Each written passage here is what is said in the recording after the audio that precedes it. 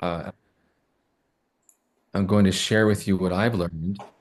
But I really hope that towards the end, after we do a practice and we wrap up my presentation, we can start to kick around ideas, things that are helpful to us, interesting to us, furthering questions, things that rub us the wrong way, whatever it might be, we can actually explore this. So I'm hoping to learn as much from you as you might from this presentation. So that's an invitation. And so I'm going to go ahead and switch to showing you a bit of a slide deck that I use both for clinicians. I teach back at my grad school here in Los Angeles. I also use this for the lay public and for law enforcement. So it's by way of sort of simplifying the information and thinking about how you might also want to share it if it's something of interest to you. So with that in spirit, go ahead and share my screen, and we will just adjust this here. I'm going to go ahead and bring this up and bring this down just a little bit. We will get going. Okay. So I call this talk Feeling Body, Emotion, Mind, in part because that language really helps to, excuse me, one second. That was my iPad doing that. This language really helps to, for the people who are, this is new, or these ideas are new, it helps them to remember it. And so I think as we go through this, that'll become obvious for you. So I'm going to go over some of these neuroscience findings on emotions and feelings and explore some common ways we have thought about emotions for a long time, both in the sciences and in the world of psychology. And then we're going to bring some of that theory to life through some practice and then hopefully some collaboration and exchange. So what'll be great for you here is to just take notes, write down ideas, questions, challenges to what's being presented, and then from there, allow yourself to go through the practices and go through the experience. And then in the end, we'll do some sharing. Okay, I'm just going to do one quick thing here, which is, okay, pardon me, just for a second. As we do this, I need to hit this okay business here. Now we're in good shape. Okay, one second here. Sorry for the technical business. All right. So Dr. Lisa Feldman Barrett, let's start with her. Um, she is a university distinguished professor of psychology at Northeastern University and is one of the top 1% most cited scientists in the world. She holds appointments at the Harvard Medical School and the Massachusetts General Hospital, where she is chief science officer for the Center for Law, Brain, and Behavior. And so the book that really turned my mind into studying this more deeply in a different way was How Emotions Are Made. And I highly recommend it. It's written at a sort of a scientific American level. And it's very readable, very technical, but also chock full of great information. But what I'm going to do next is I'm going to let Dr. Barrett speak about her research and why it's so important in her own language and a shortened version of her famous TED Talk. So let's go ahead and listen here for a few minutes. My research lab sits about a mile from where several bombs exploded during the Boston Marathon in 2013. The surviving bomber, Zakhar Tsarnaev of Chechnya, was tried, convicted, and sentenced to death.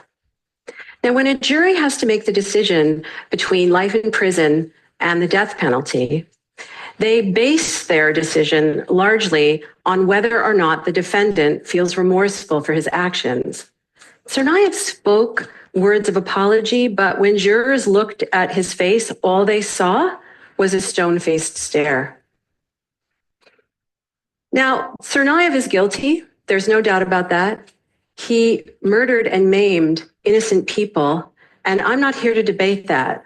My heart goes out to all the people who suffered. But as a scientist, I have to tell you that jurors do not and cannot detect remorse or any other emotion in anybody ever. Neither can I, and neither can you. And that's because emotions are not what we think they are. They are not universally expressed and recognized. They are not hardwired brain reactions that are uncontrollable. We have misunderstood the nature of emotion for a very long time. And understanding what emotions really are have important consequences for all of us. I have studied emotions as a scientist for the past 25 years, and in my lab, we have probed human faces by measuring electrical signals that cause your facial muscles to contract to make facial expressions. We have scrutinized the human body in emotion. We have analyzed hundreds of physiology studies involving thousands of test subjects. We've scanned hundreds of brains and examined every brain imaging study on emotion that has been published in the past 20 years. And the results of all of this research is overwhelmingly consistent. It may feel to you like your emotions are hardwired and they just trigger and happen to you, but they don't. You might believe that your brain is pre-wired with emotion circuits, that you're born with emotion circuits, but you're not. In fact, none of us in this room have emotion circuits in our brain. In fact, no brain on this planet contains emotion circuits. So what are emotions really? Well, strap on your seatbelt, because emotions are guesses.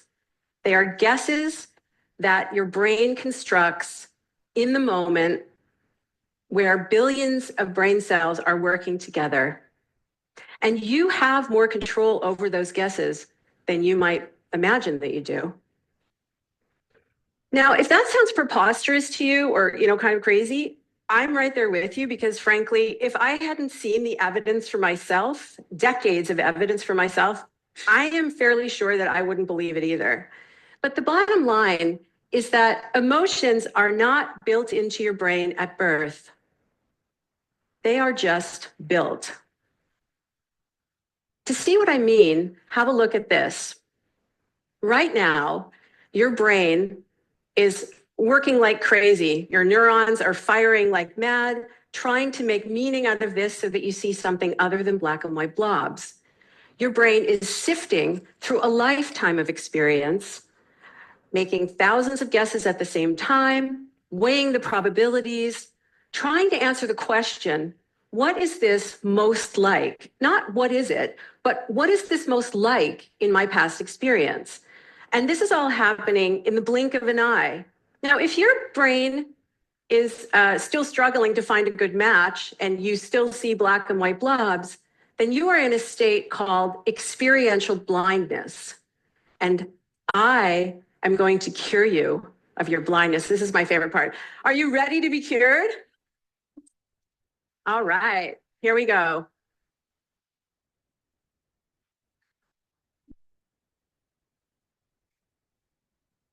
All right. So now, many of you see a snake. And why is that?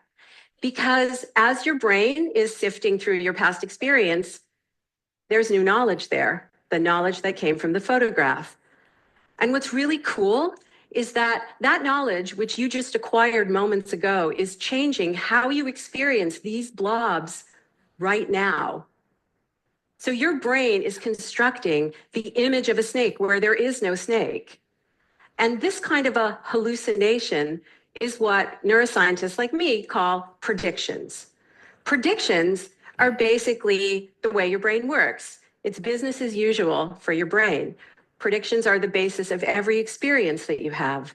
They are the basis of every action that you take. In fact, predictions are what allow you to understand the words that I'm speaking as they come out of my mouth. Exactly. Predictions are primal, right? They help us to make sense of the world in a quick and efficient way. So your brain does not react to the world. Using past experience, your brain predicts and constructs your experience of the world.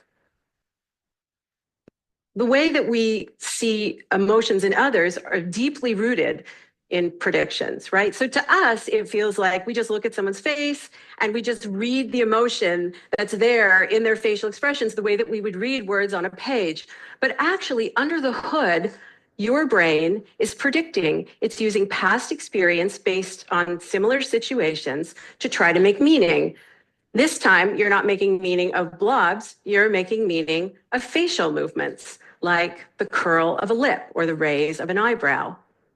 And that stone-faced stare, well, that might be someone who is a remorseless killer. But a stone-faced stare might also mean that someone is stoically accepting defeat, which is in fact what Chechen culture prescribes for someone in Dzhokhar Tsarnaev's situation. So the lesson here is that emotions that you seem to detect in other people actually come in part from what's inside your own head. And this is true in the courtroom, but it's also true in the classroom, in the bedroom, and in the boardroom. And so here's my concern. Tech companies, which shall remain nameless, well, maybe not, Google, Facebook, are spending millions of research dollars to build emotion detection systems. And they are fundamentally asking the wrong question because they're trying to detect emotions in the face and the body. But emotions aren't in your face and body. Physical movements have no intrinsic emotional meaning. We have to make them meaningful. A human or something else has to connect them to the context, and that makes them meaningful. That's how we know that, a smile might mean sadness, and a cry might mean happiness, and a stoic, still face might mean that you are angrily plotting the demise of your enemy. Now, if I haven't already, gone out on a limb, I'll just edge out on that limb a little further and tell you that the way that you experience your own emotion is exactly the same process. Your brain is basically making predictions, guesses that it's constructing in the moment with billions of neurons working together. Now, your brain does come pre-wired to make some feelings, right? Simple feelings that come from the physiology of your body. So when you're born, you can make feelings like calmness and agitation, excitement, comfort, discomfort. But these simple feelings are not emotions. They're actually with you every waking moment of your life. They are simple summaries of what's going on inside your body, kind of like a barometer. But they have very little detail. And you need that detail to know what to do next. What do you do about these feelings? And so how does your brain give you that detail? Well, that's what predictions are. Predictions link the sensations in your body that give you these simple feelings with what's going on around you in the world so that you know what to do. And sometimes those constructions are emotions. So for example, if you were to walk into a bakery, your brain might predict that you will encounter the delicious aroma of freshly baked chocolate chip cookies. I know my brain would predict the delicious aroma of freshly baked chocolate cookies, and our brains might cause our stomachs to churn a little bit to prepare for eating those cookies. And if we are correct, if in fact some cookies have just come out of the oven, then our brains will have constructed hunger, and we are prepared to munch down those cookies and digest them in a very efficient way, meaning that we can eat a lot of them, which would be a really good thing. You guys aren't not laughing enough. I'm totally serious. It's really. But here's the thing, that churning stomach, if it occurs in a different situation, it can have a completely different meaning. So if your brain were to predict a churning stomach in, say, a hospital room while you're waiting for test results, then your brain will be constructing dread or worry or anxiety. And it might cause you to maybe wring your hands or take a deep breath or even cry.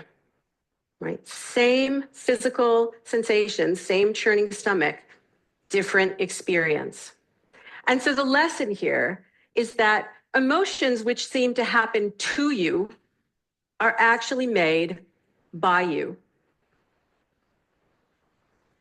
You are not at the mercy of mythical emotion circuits, which are buried deep inside some ancient part of your brain.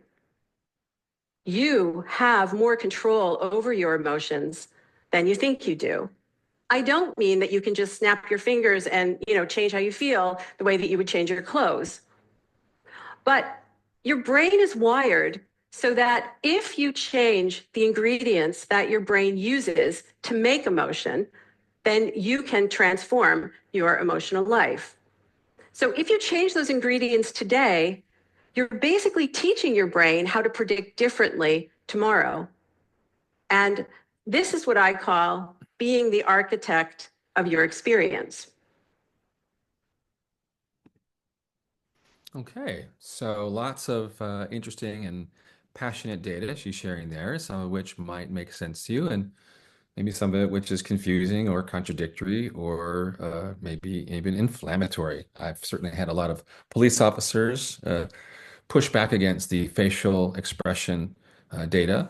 So let's explore some of this more together. I'm going to bring some of these things out and tease out some of the ideas and see if we can arrive at some clarity. So again, the neurological theory that she is using is called construction theory. And the basic idea is that the brain is constantly constructing our experience of our bodies, of contents of the mind and the environment, moment to moment, and it's using prior experience and what's called predictive processing. So it's too slow to be in the world and just wait for sensory information to happen and then react to it. We're constantly predicting based on the past and then doing course correction when we need to, which is, sometimes we call that learning. So with that, let's look at some deeper ideas that are connected to emotions that are common and that we often maybe even share or teach ourselves. So here's a common idea that the amygdala is the fear center of the brain. And so obviously we heard that Lisa said there is no emotion center of the brain, let alone a negative emotion or a fear center of the brain. And quite often we've heard this phrase, an amygdala hijack, when talking about a fight, flight, or freeze response. And one of the things that I'd like to do is gradually move away from that kind of language. And not only is it not accurate in terms of the neurobiology, but it also reinforces in people the idea that we can't trust our bodies and brains, that there's a part of us that will just overtake us and put us into this horrible experience. And that lack of trust in the body is something we want to really dissuade. So the updated science on this actually is that the amygdala is part of the salient center. So if you won the lottery, um, your amygdala would light up, but not because you're fearing all those distant relatives are going to come to your doorstep and ask for a loan. It's because your life is going to change. There's a lot of things to think about. There's a whole perception change that happens about self and lifestyle and all those things. So that part of your brain will light up. So again, it's not just negative experiences, and so in fact, the whole brain is involved in generating what we're calling emotions. Another idea that is very common is that, and she touched on this, of course, in the TED Talk, that emotions are expressed unilaterally in a one-to-one correspondence in the face and body language. And this is something that's really important. As therapists, I think we know this, right? As therapists, we're very curious about what we see in someone's affect in a session. I work with people with a lot of borderline personality disorder diagnoses, and they often, however, read my facial expressions and my body language looking for threat detection, looking for some sense of being rejected. And I'll have to correct them around that and explore that with them and process it with them. But when I give them this information and I teach them about this, it really helps to reinforce those moments. So the idea of here, of course, is that facial expressions are not universal. As she gave examples of, sometimes when you're angry, you can have a still face or just squinty eyes, or you can frown, or you can grimace. There are lots of varieties within a person as well as between people. So that's really important to know, and it's especially important as I work with law enforcement. Again, as I mentioned, the pushback on this is strong because they have to make split-second decisions based on the context and the reading of intent with body and face, and sometimes they're wrong. So it results in critical incidents. So there's Not an easy solution to this, but at least understanding the science around it is very, very helpful. The other thing here too is that I'm thinking of when my son was in kindergarten. I remember seeing a poster that had little cartoon faces of all the different emotions. And that's one way we actually teach that a smile is always happy or a frown is always sad, right? So it's like teaching the ABCs. Those facial expressions don't have any particular inherent meaning. We give them meaning in a cultural context. In fact, the research that was done on facial recognition with lay people, when you present a series of facial expressions without any cueing or without any context, people guess the emotion wrong about 50% of the time. So it's clearly information, but not perfect information. Another commonly held belief here is the idea that emotions are in the body. And so this illustration comes from a 2014 study by Professor Lauri Numena from Aalto University in Finland. And it was not replicable because it really is a very subjective experience that people culturally were able to sort of come together with ideas about where emotions might be. And it was an aspiration that was not realized, but would have been pretty lovely. She writes, perception of these emotion-triggered bodily changes may play a key role in generating biomarkers of mental illness. Wouldn't it be lovely if we actually had an objective measure in the brain or body of depression or anxiety or bipolar disorder or whatever? Unfortunately, we don't have that. It's much more complex. So these sensations that people were painting here in the computer program that they used for this study are really affect, not emotion. So let's dive into affect. Let's look at that. It's an important piece to what we might teach with mindfulness or experience for ourselves in mindfulness. So it includes all these different domains of experience, including the location of the self, the sense that I'm here in my body, or maybe even riding up inside my head. That's part of affect, the sense of being present versus being dissociated or dislocated. It also includes kind of this simple recognition of experience, intuition, but none of it has meaning. Again, this is something that the brain is experiencing, these summaries from the body, and the brain has a guess at what those mean in the context of the moment and from past experience. When we practice meditation, we're getting more and more ability to, in some cases, decouple what is happening in the associations with a particular sensation in the body and explore it with more veracity. When we look at emotion, again, we're looking at the idea here that emotions are concepts, right? They're part of uh, the learned aspect of enculturation and language. They're constructed on the spot and they're indistinguishable from cognition. That's really important. As we'll see later, it's very helpful to know that there's a place where I can look to see what emotions are present. I can look with my mindfulness to see what feelings are here. Um, Sometimes our stories, which either implicitly or explicitly containing emotions, will activate high levels of affect, and that's an important experience, which we'll explore a little bit later. So this work with the neuroscience of emotion really starts to rhyme, like many aspects of cognitive neuroscience and contemplative neuroscience do, with the Dharma.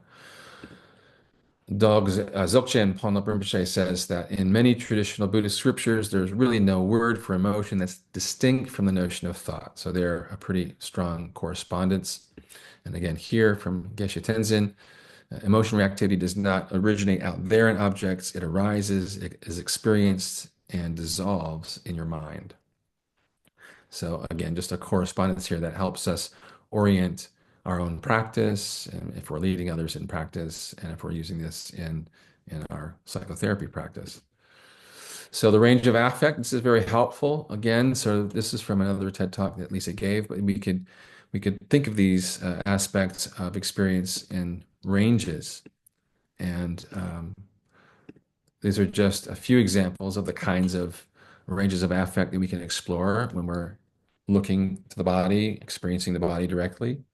This is especially helpful. I see a lot of men And one of the things that they complain about is they say, people ask me what I'm feeling and I have no idea what to say. I don't think I have any feelings. And so when I break this down into, well, feelings are in the body and emotions are either explicit or implicit in your thinking, in your story. And all of a sudden, a light goes on. It becomes really profoundly helpful because they know how to work with it, how to experience things, and how to report things in a more accurate way that's helpful for them. When we look at affect and cognition, there's this phenomena called affective realism. And this is a really, really important idea. The idea here is that when strong feelings in the body accompany a perception, a memory, and imagination, it reinforces through a feedback loop the idea that my perceptions and stories are true. The stronger the affect, the more likely my thought is true according to my experience. So this is illustrated well in the Dharma example of, you know, walking on a trail and seeing a snake jumping out of the way, tossing a rock at it to find out it was only a stick, right? So evolutionary biology favors approximate perceptions that privilege survival over accuracy. So our perceptions are often inaccurate, but the feeling for survival really helps us to be better safe than sorry. But when it comes to interpersonal feeling, right, when we have feelings about relationships, we can be really quite off. And again, part of our challenge is how do we lower affect at a level where we can start to really question our thinking, question our perception and our assumptions. I love this phrase from Silk Rinpoche, feelings real, but not always true. So we always work with that in different ways in our clinical settings. When we look at trauma, Dr. Feldman Barrett is very appreciative of people like Bessel van der Kolk and Stephen Levine. Somatic experiencing and various kinds of modalities are very, very helpful body-based modalities for treating trauma. But her claim is that it's just the explanation that's inaccurate of why they work. So here, the idea is that it's the brain and mind that's allocating meaning to body sensations, and it's not that the body sensations are storing the meaning itself. And when we have this clear distinction between cognition and the summary is called affect in the body, and they're paired together in a traumatic experience that results in a loss of functioning and a sense of helplessness and maybe a change in the sense of selfhood. When we understand this science around it, we can actually have a clearer map for the treatment, and people can uh, begin to fear their body less, fear the sensations less as they develop the skills and help tell a better story about what happened so that they can reclaim and move into post-traumatic growth. So emotion granularity is another phrase that Dr. Barrett has coined, and it's the idea that um, there's not just one kind of emotion. There are many different kinds. And the more variations of emotions we have, since they're language and since we learn them in all these different places, the more we can actually have subtle understanding of our perception. So if we take an example of like anger, anger has many different variations. And the more variations I have, the more I can get very precise about how my mind is telling the story about something. So if I report to my therapist that I'm angry about this presentation at work, and we explore it, and then anger is the only word this person has for it, but we start to explore more carefully what was going on and how this person made sense of it. We find out that someone had criticized his references in the presentation, and so that criticism was what really stuck. And so maybe it's more like indignation rather than just anger, generic anger. And so from that, we know more about what to work on. We have a direction to go in. Emotion granularity is really interesting also because all these words, again, are they're made up. And you can make up your own emotion words. You give them a meaning, and if you use them, they function just like a word that was coined by someone 2,000 years ago or 100 years ago, or whatever it might be. So again, this is creates a lot of flexibility and a lot of precision in trying to understand how the mind is constructing its sense of self through the story and what those emotions, how they might be parlayed. So let's look at three scenarios um, of very similar affect, but different emotions. So in the first situation, you're the last person taking a proctored exam with the time running out and many problems left to go. The second situation, you arrive home and you find a Valentine's from a secret admirer. And the third situation, you're at the very top of the first drop of a very high roller coaster, ready to drop. So the affect, the feeling in the body, would include increased heart rate, perhaps some butterflies in the stomach or solar plexus area, and heightened focus. The emotions, however, will be different in each situation, even though they share that common physiology. In the first situation, it might be fear and self-doubt are the emotions that I'm experiencing. Hope and confidence if I'm single and this is something that I'm looking forward to. And if you're the exact opposite of me, you'd have exhilaration and joy as the emotions that might be anticipating this experience. So again, this idea of generic body sensations take on different meanings depending on how our brains guess at what they are related to in the context of our past experience and the current moment. And we have a lot more flexibility around that than we might have imagined. When we look at a millisecond sort of cascade of processing, right? So in Buddhism, in the Dharma, we see that there is a possibility of watching these causes and conditions in minute micro detail. And in DBT, which is one of the treatment modalities I specialize in, we'll often do a behavior chain analysis, and we'll look at moments where we kind of freeze time and push in to see what were the priors. So, were there any past experiences with the issue at hand, aspects of physiology? Was there a lack of sleep, low blood sugar, multiple stressors, belief systems? All these things are the priors. And then the incident happens where there's some kind of sense data. It could be a memory, it could be a thought, it could be a body sensation, it could be something in the environment. And immediately there's feeling tone, the Vedana, right? There's pleasant, unpleasant, or neutral feeling tone to that. That's almost immediate. And then quickly after that is a percept of some sort, recognition of something. It could be accurate, could be inaccurate. And then usually a narrative comes, and that's where we look for the emotion. The emotion concepts are there. So this gives us kind of a map of how to slow down in our own practice and then conceptualize for people kind of after the fact, looking at things and seeing if we can help them become more interested and sensitive to what led to a behavior, what led to an experience. When we think about emotional intelligence, there are many components, as we might imagine. Right? So mindful self-awareness. So again, that self-awareness that is, as you all know, is calm and quiet, non-judgmental, based on attention and awareness, kind, curious, open. Being able to regulate the body, really, really important. Being able to take multiple perspectives and to notice our own perspective on the fly in real time. Practicing some kind of generative work, whether it's traditional, like the four measurables, or a gratitude practice, an appreciation practice, really helps to open towards the fundamental nature of caring that's in all of us, including the people who are really struggling. And then, of course, relational skills. Probably most of the people we see in our offices have problems with relationships. And so this is something that is really, really profoundly important to include as part of this umbrella of emotional intelligence.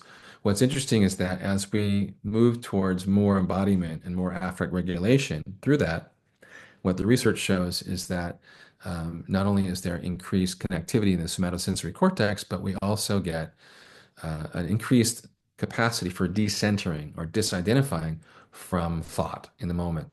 So we actually have the ability to, more embodiment leads to more flexible metacognition.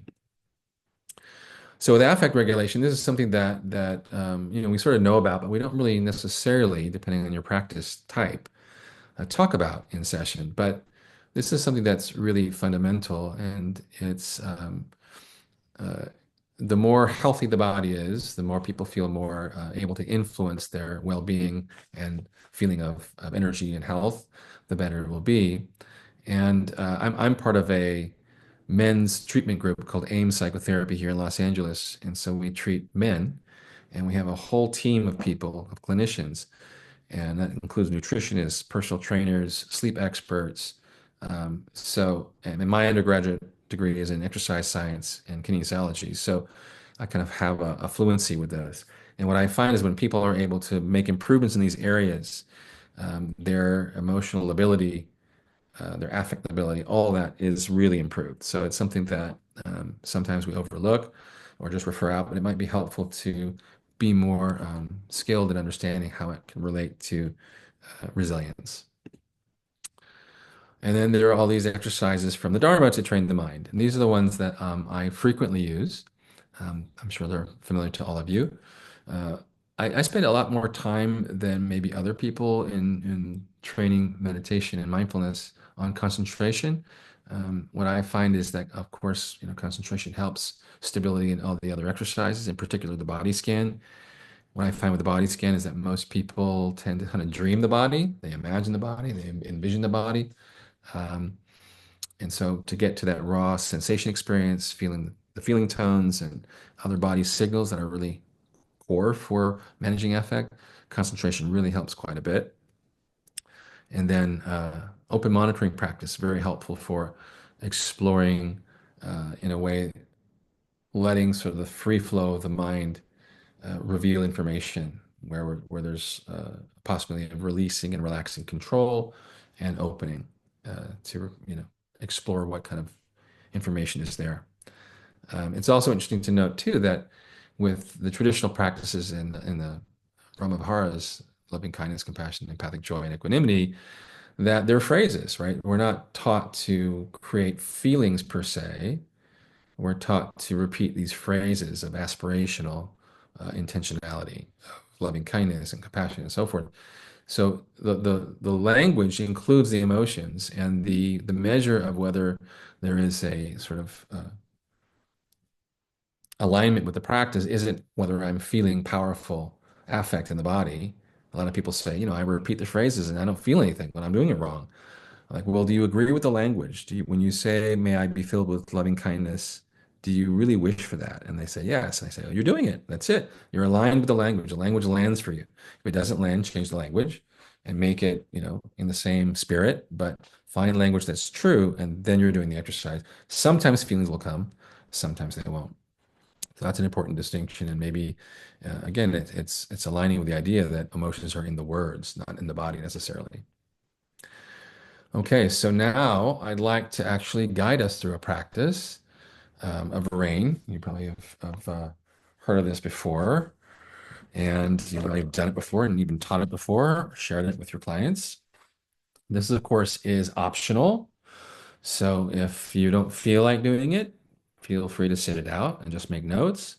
But if you feel like going a little ride with me and exploring how we might take some of this science and include it in the rain practice, um, hop on board. So I would invite you now to adjust your posture and notice how you do that. Notice how you get from watching the screen to perhaps paying more attention to your experience in your body. Probably have a characteristic way of setting yourself up. Just notice that. You can do this with your eyes open or closed. If you choose to have your eyes open, my suggestion is just to pick a blank spot somewhere where you're not pulled away by titles of books and papers and so forth.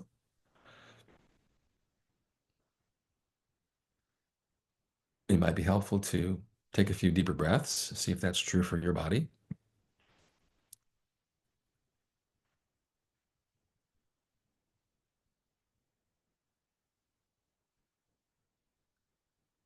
And I offer this intention just to explore and be curious. So let what happens happen and be attentive, but let go of expectations. If you've done this practice before, you have expectations. That's how the brain is predicting, right? So just notice those predictions if they arise and return to just listening and noticing. And so for the first few moments, maybe rest in just breath awareness, just to allow yourself to arrive and settle. So maybe 30 seconds of just breathing.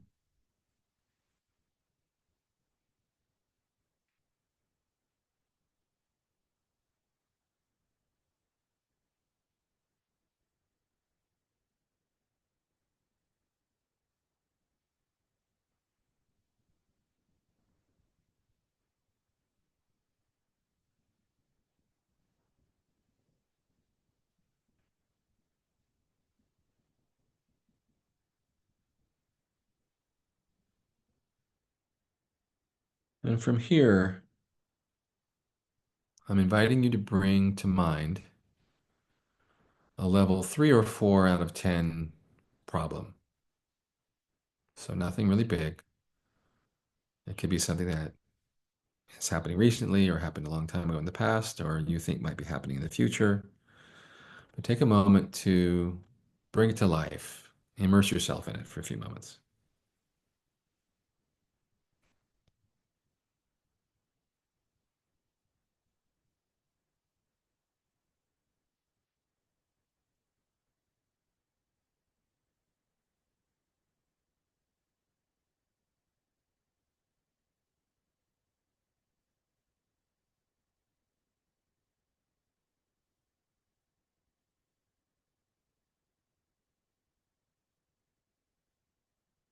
Now pause and just recognize what this situation is for you.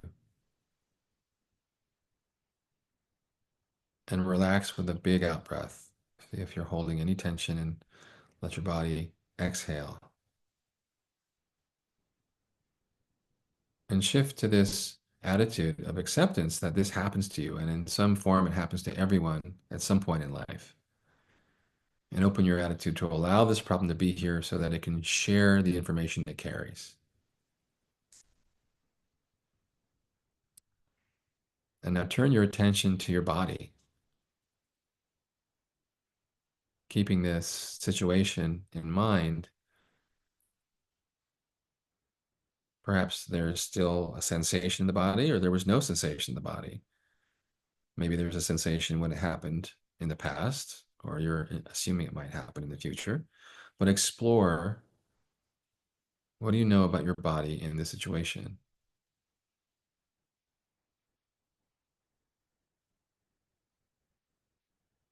Tension, the breath becoming shallow, any tingling or heat or numbness, or maybe the body dropping away. See if you can explore body sensations non-verbally with no elaboration, other just simple recognition. And if there's nothing in particular there, just rest in body sensations and the feeling of being present.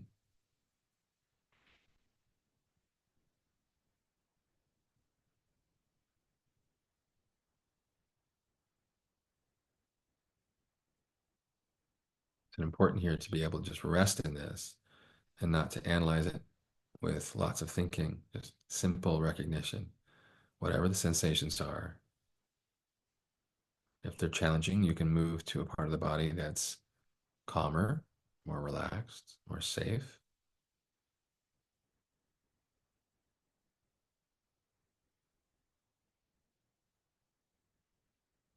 Learning to let go of the tempo of the mind and resting in the feeling of awareness as the body simply tingles with aliveness, noticing the sensations in a very simple way.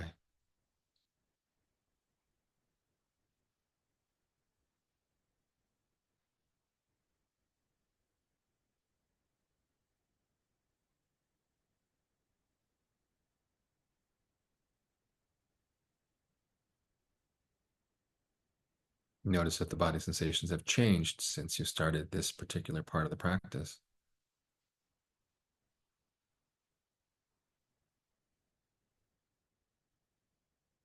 And again, evoke the problem, bring it back to mind, but see if you can remain aware of the body in the background.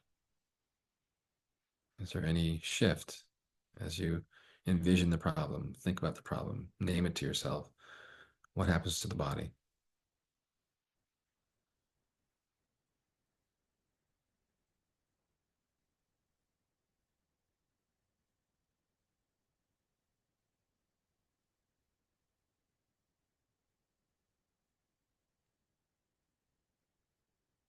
Now, shifting from the body to the mind space. So, again, inviting the problem story in again by imagining that you're telling it to a friend in everyday language. So, for this exercise, pick someone and just imagine you're sitting with them and telling them the story the way you would tell them in everyday life. So, take a moment to imagine that.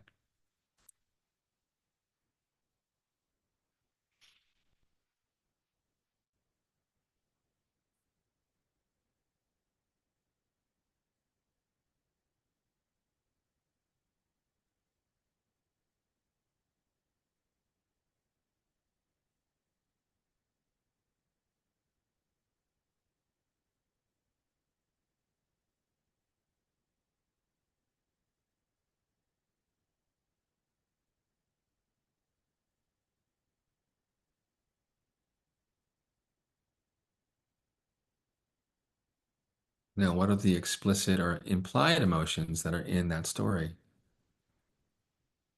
See if you can identify them.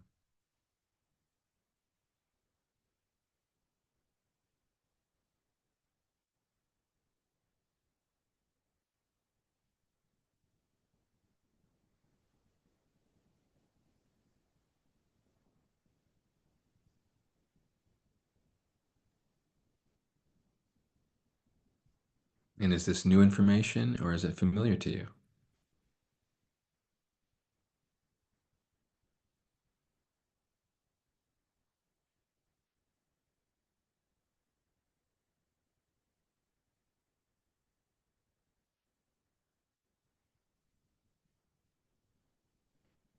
And based on this experience and based on the situation, ask yourself, what do I need for this situation or in this moment? See what comes.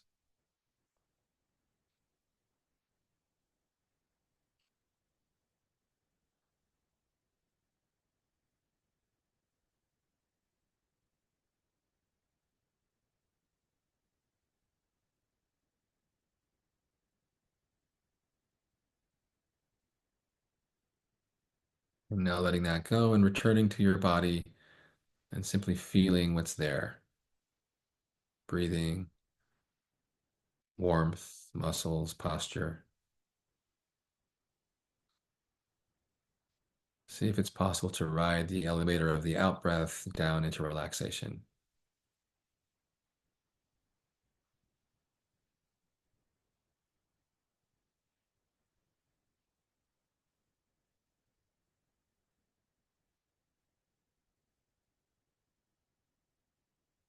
And finally, let's shift into open awareness, choiceless awareness. So recognizing that right this moment you are awake, there's a feeling of wakefulness, a feeling of clarity that you're experiencing something. And to let go of any particular focal point, but allow information from all five senses, from the mind, to move and appear and disappear.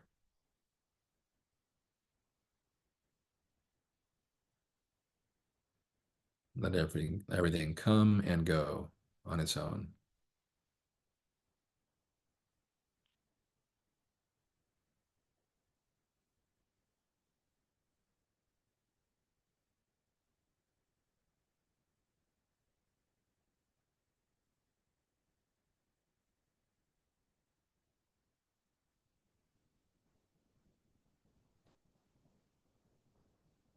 See if you can recognize that awareness itself doesn't change, but only what passes through awareness changes.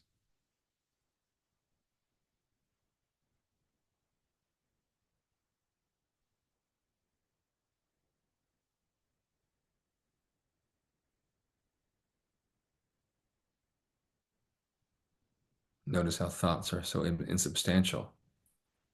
They appear and replace or change or just disappear.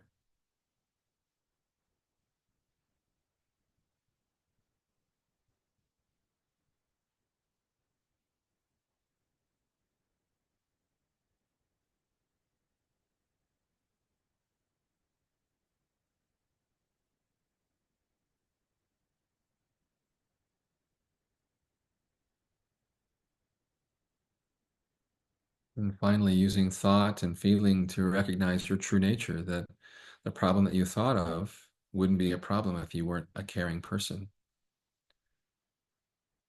And you probably wouldn't be here in this workshop if you weren't a caring person. So recognize your wish to be free of suffering, your wish to grow and thrive, your wish to be of help to others.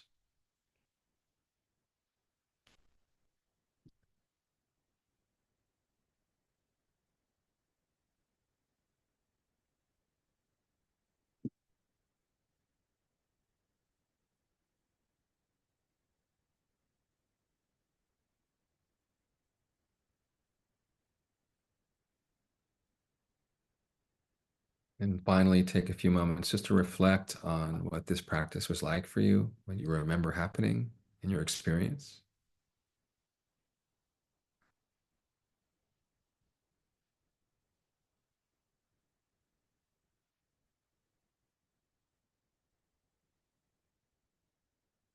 If you're ready, you can begin to move your body.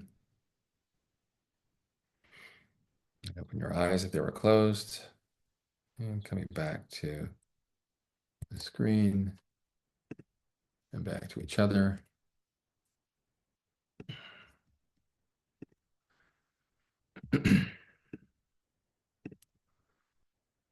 Okay, so we can now open up the forum to questions, comments, conversation. We can have an exchange on the ideas and learn from each other for the next half hour or so.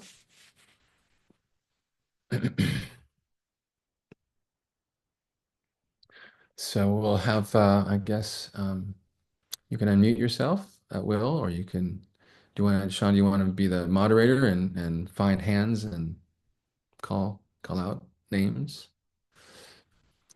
So I guess the first question for me would be, does the idea of the distinction between emotions and feelings um, make sense in your experience and how you work with your own practice, your own experience, as well as working with people in clinical settings? Yeah, feel free to jump in if you like, or if you're more comfortable. I'll keep an eye on the chat if you have a question you'd like to add there.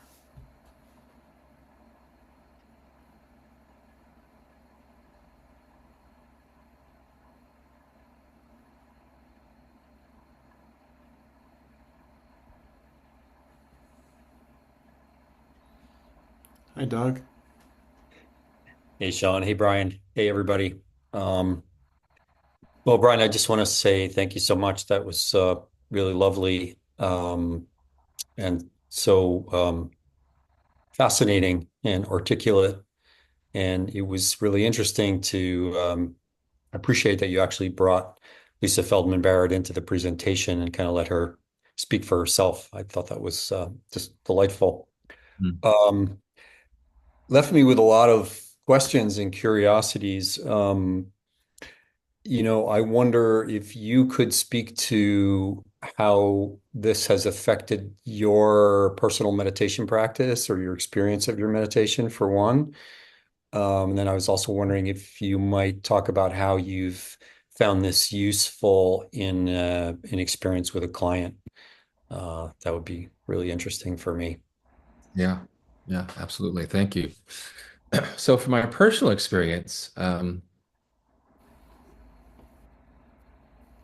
think the idea that the body has its kind of its own language that is nonverbal, and we give it words like, sensation and temperature, texture, smell, taste, touch, um, interoception, the experience of vision and sound, all those sense experiences, um, for me, over time, what I started to realize was I was doing a lot of thinking about the body and thinking about the Uh, sensory experience, and that's very useful for daily life. But in the Vipassana tradition that I started in, it was about trying to recognize misperceptions of the body.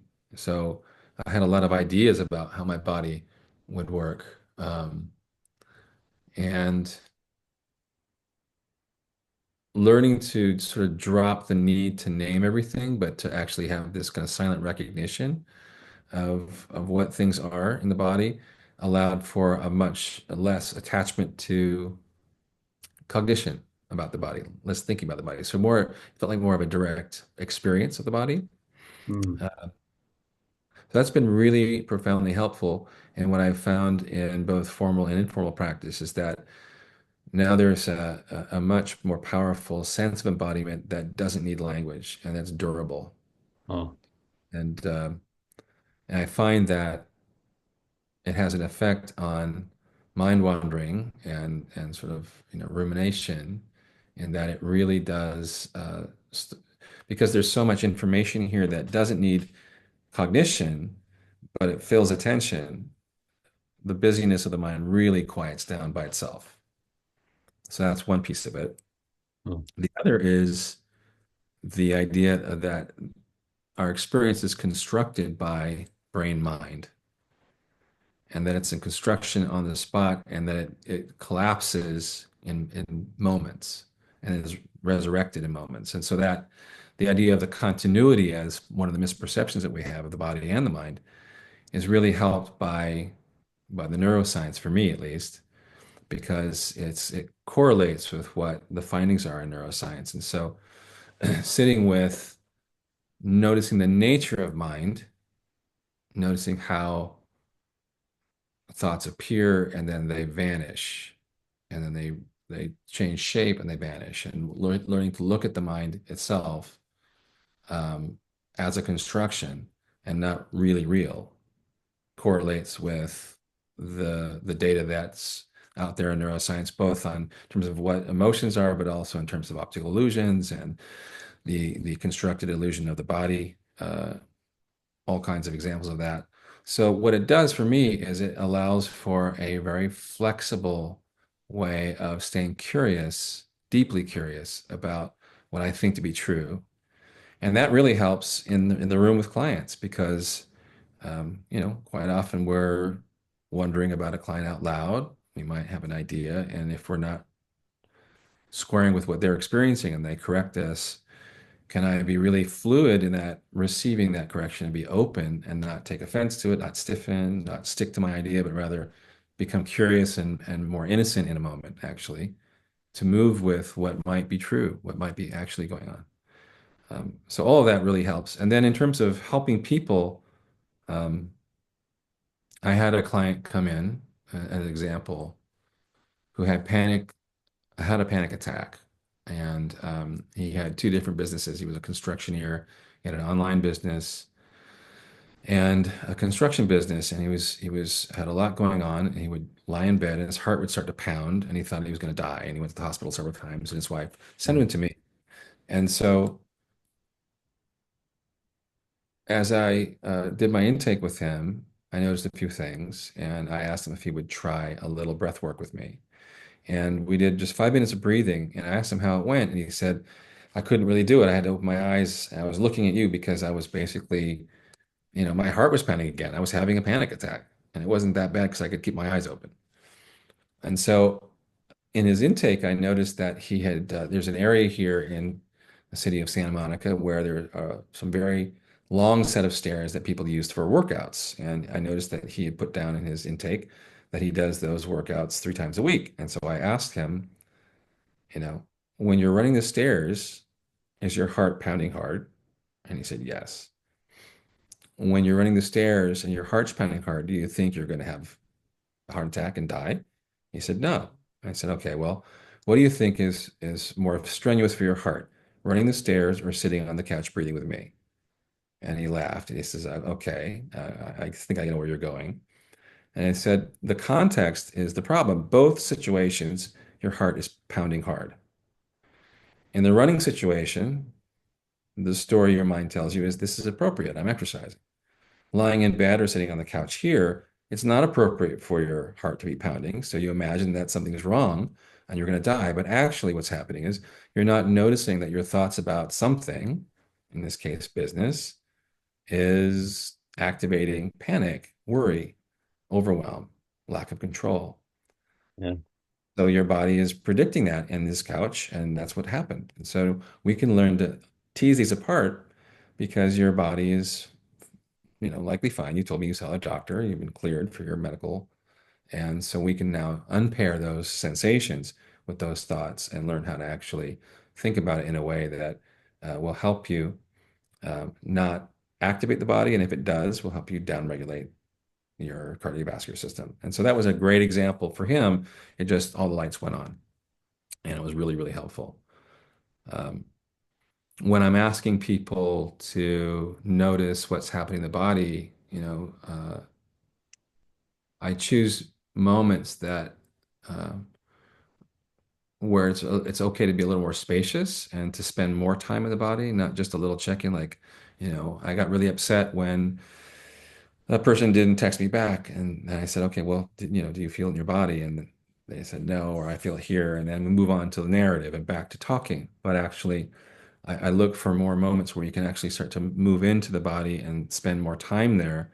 So they actually develop the capacity to be less in the story and more embodied, spend more time. So it's learning to find when those moments are available really helps to develop this ability to move inward and to feel and to track that more carefully, and then make that part of something that they understand. Again, that idea of affective realism is really powerful. Um, when someone has a thought and they have a strong sense of heart rate, respiration, muscle tension, and aliveness inside, the assumption is that those thoughts are true, and they might not be. And so learning about that relationship and to question it, be curious about it, by learning about being in the body and learning how to regulate it, and then ask those questions as to whether their perceptions are accurate, what do they know about that, what do they not know, what could they learn more about, and understand where those thoughts might come from. All those things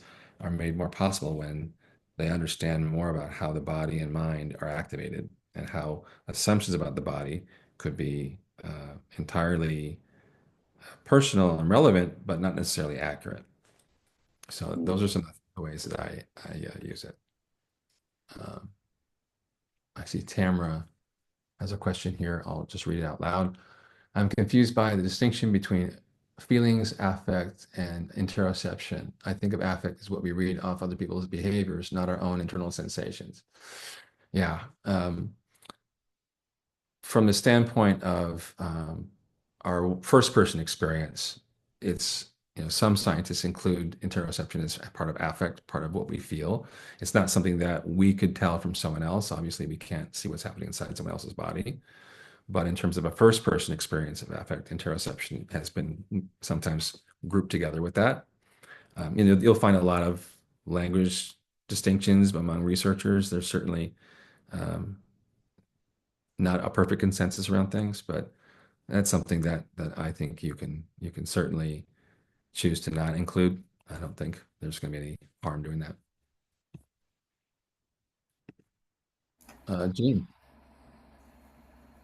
Hey, hello. Brian, thank you so much for bringing this.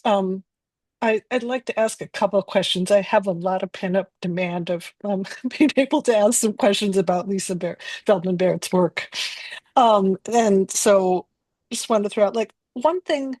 I know the non-universality of emotions, and especially particularly in the face expressed emotion. Um, I thought that I've read about research on the effect of a smile, the curve of a smile, something that Tara Brach uses a lot in her work. So I was getting in the notion that universally there must be this ease, and wondered even what about the still face experiments? Does that where? just the Hmm. smile in particular. I'm kind of getting all jumbling a bunch of thoughts in there, but so, but That's just do good. you have any thought about that? Yeah, it's very interesting. I've listened to so many interviews with her and some of her colleagues because a lot of research has been done, and this kind of contradicts a lot of it. There's a lot of infighting around all these things because some of this stuff has been researched for many, many, many years, and people have staked their careers on it. And so there's a Paul Eckhart, yes, especially. exactly. Yeah, exactly. He's Yeah. over at UC San Francisco. So um, it's fascinating to listen to, and unfortunately, I'm not as fast as I would like to be. But my understanding is that when someone says you can even like Thich Nhat Hanh, not just Tara Brach, but Thich Nhat Hanh, do a smiling meditation. It's it's not a facial expression that all of a sudden is in a vacuum, absent all of its connotations that you've learned. So when you invoke the language, you're invoking everything you've ever learned about smile. So we don't know if it's the physical act that's doing something, or whether it's all the associations that are actually shifting and moving, mind and feeling. And there would be no way to do that except to have uh, a person who's never been enculturated and have them mimic that expression and then have them report what it feels like. But in terms of the brain, we apparently there is all kinds of evidence to show that it doesn't create the sensation, that it's actually, you look at the brain and it's not just the motor cortex that's activated, it's all these other parts of the brain that include meaning and memory. So that's what we think is going on there. The still face experiment is interesting because what we know is that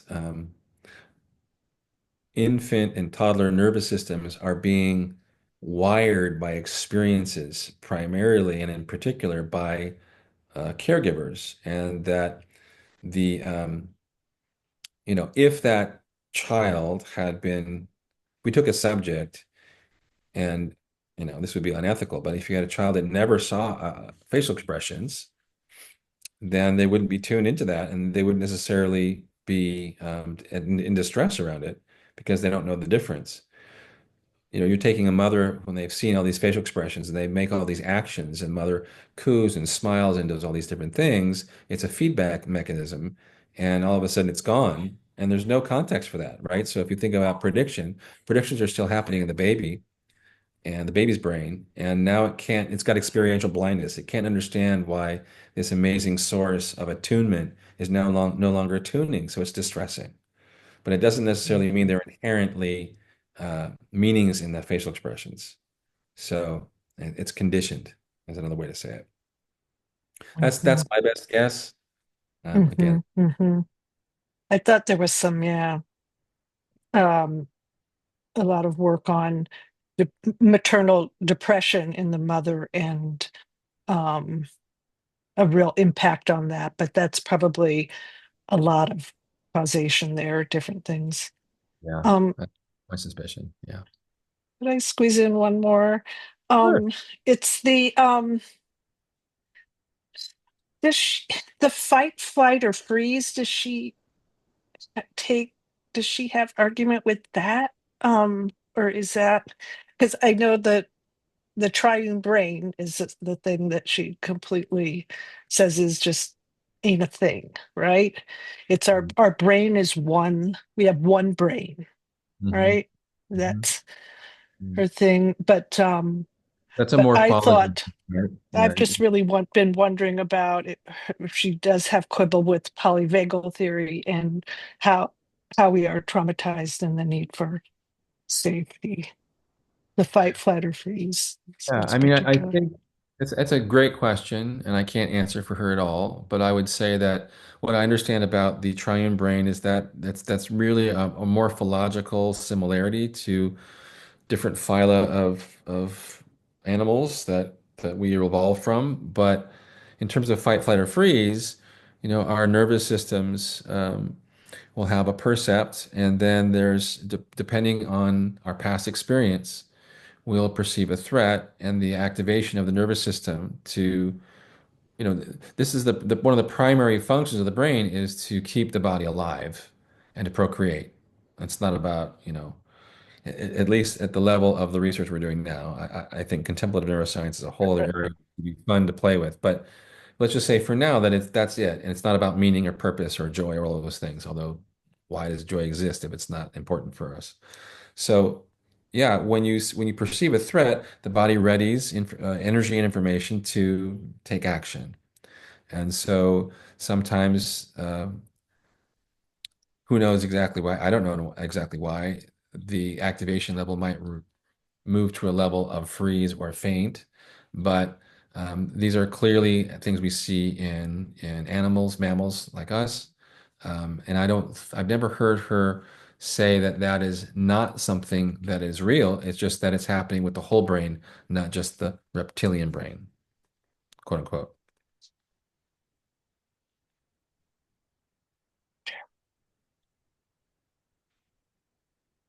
Okay. Uh, Thanks very much. I hope that was helpful. Anyway, it was good to think about for me, at least.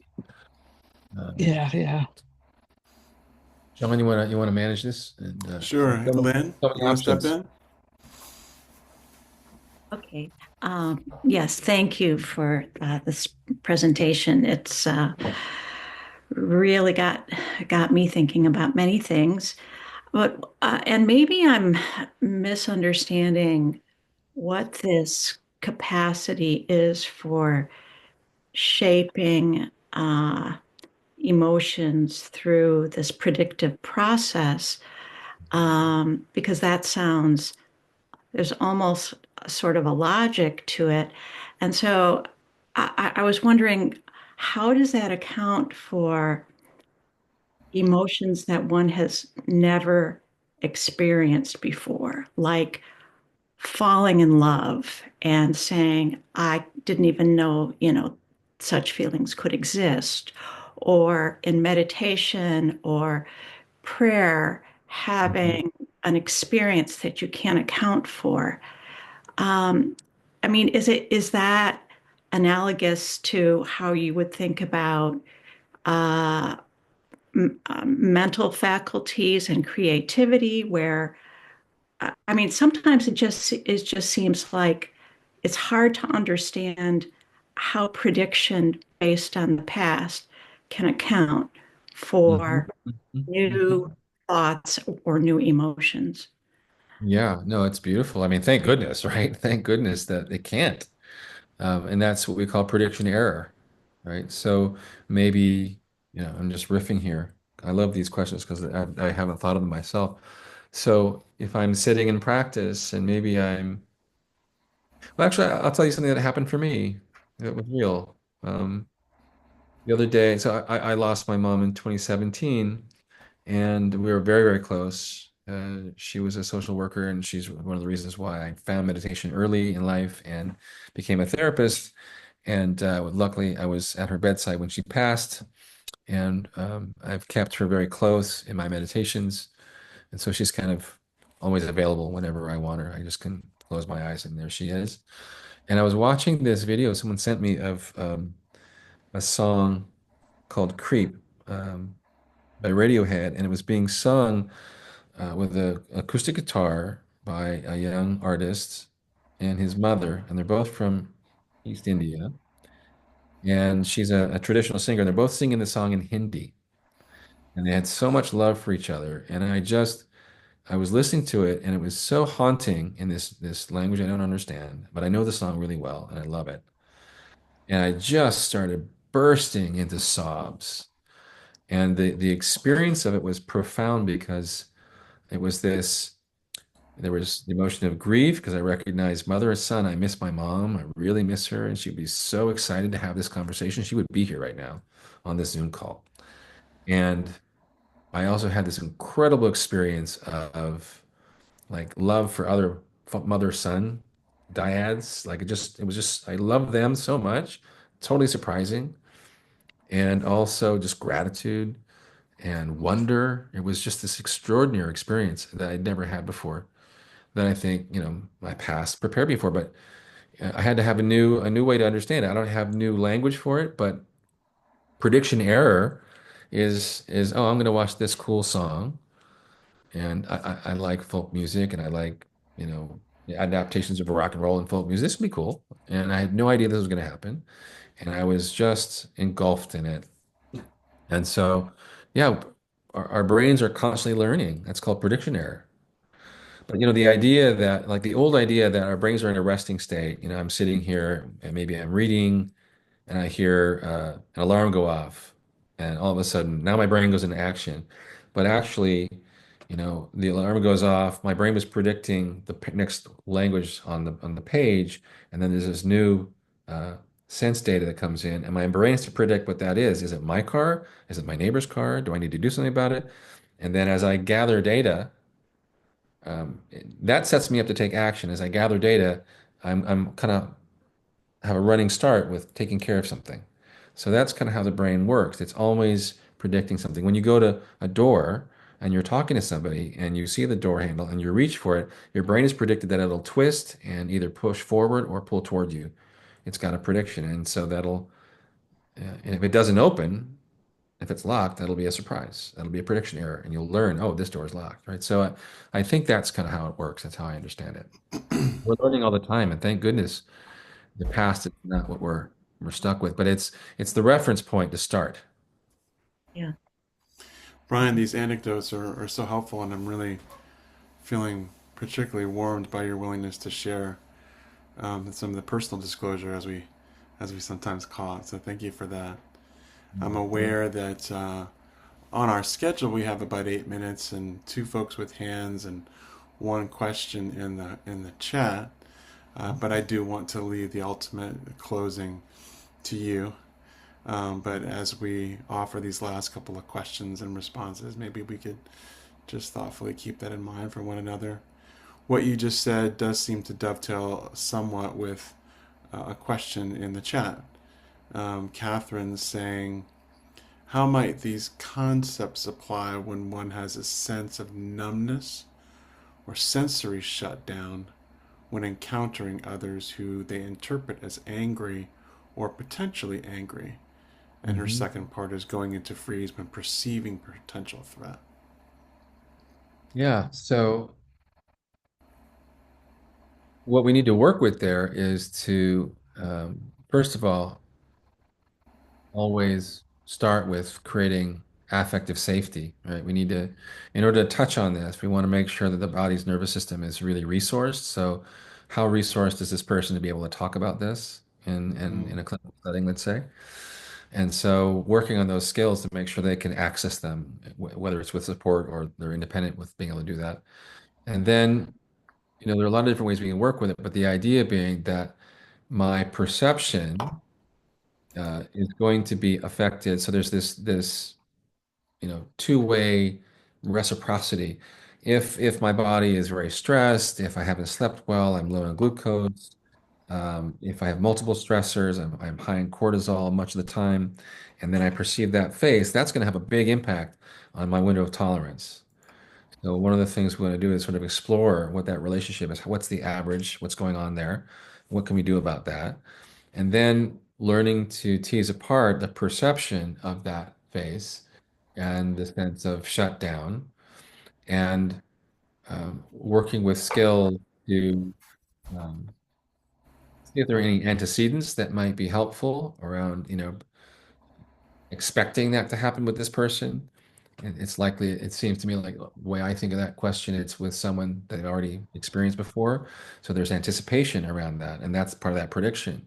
So working mindfully around experiencing and decentering from that prediction, because it's cognitive, decentering from it into a safe body, and then being able to, what I do often is I do imaginal work where we imagine walking down the hallway, imagining that person's, in the next room and noticing what happens in the body, and then pausing and working to bring body sensations into a more comfortable place and developing mastery around that. And then it's a form of exposure therapy, basically. And we're learning how to decenter or disidentify from the prediction, from the expectation, the belief about that person, and the belief that they won't be able to handle it. right? All that's kind of baked in. And then we work into the possibility of actually doing that in real life. I mean, that's the basic construction that the emotion and is baked into the prediction, and the sensation of the body comes from that. It doesn't come from anywhere else. Now, there could be part of the challenge with this, of course, is that some of the information, and I've been doing a lot of work in couples therapy with an EFT couples therapist who's a genius. I've been with my wife for 32 years, and we're doing deep, deep work. And some of it is just so baked in, it's not, we're not able to use mindsight to catch it until after the fact. And that's, we might call that unconscious processing, right? So it's challenging. It could be some very long work around this. But the essential thing is it needs to be in awareness for me to be able to work with it, tease it apart from the bodily sensations, and then recontextualize it and be able to have the mastery to keep decentering, coming back to the body and becoming safe. That's Mm, what yeah, again, super helpful. So as we looks like we've with the hands have gone down, maybe as a way of turning our hearts and our minds towards what's next for us. I have in mind, Brian. I'd love to take some of this with me tomorrow into with my folks. Is there? I'm wondering if there's a question I can bring with myself that would elicit some curiosity to help me think differently. Certainly, the body keeps the score has been baked into us now, in a very significant way, and you're offering us through this work a little shift in that. Is there a question that comes to mind that I might bring with me tomorrow? that's wonderful. Yeah. Let me sit with it for a moment.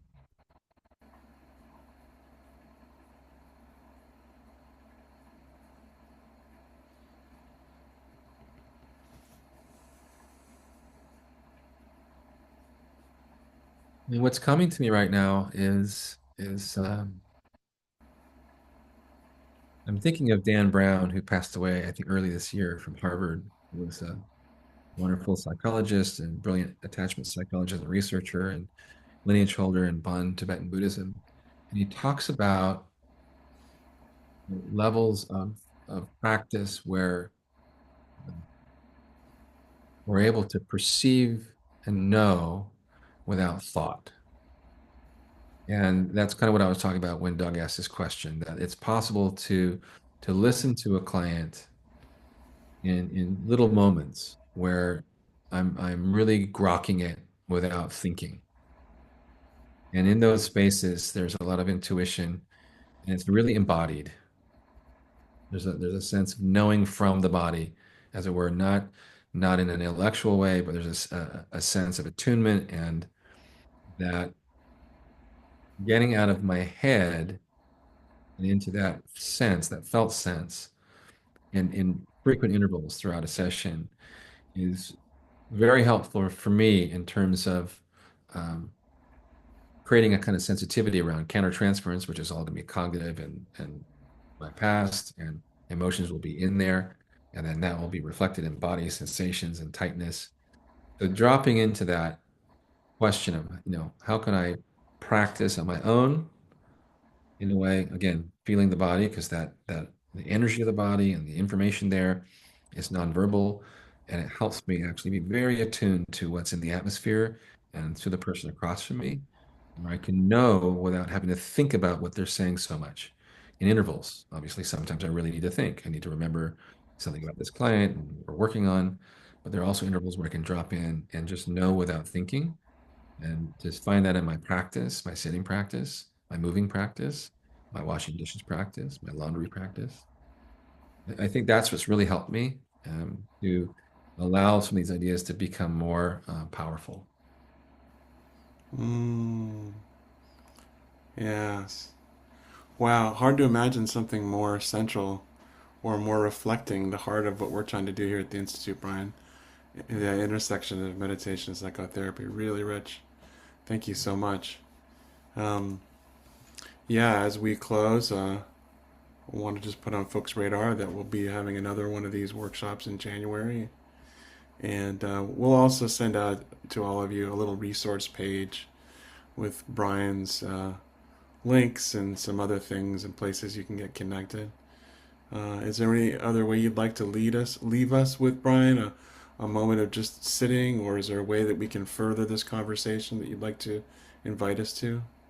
Yeah, sure, sure. So I'm going to close my eyes. You don't have to if you don't want to, but just to one of the things that's really helped me and really helped the clients for whom I felt it was appropriate to share is that everything we experience in the mind and in the body comes from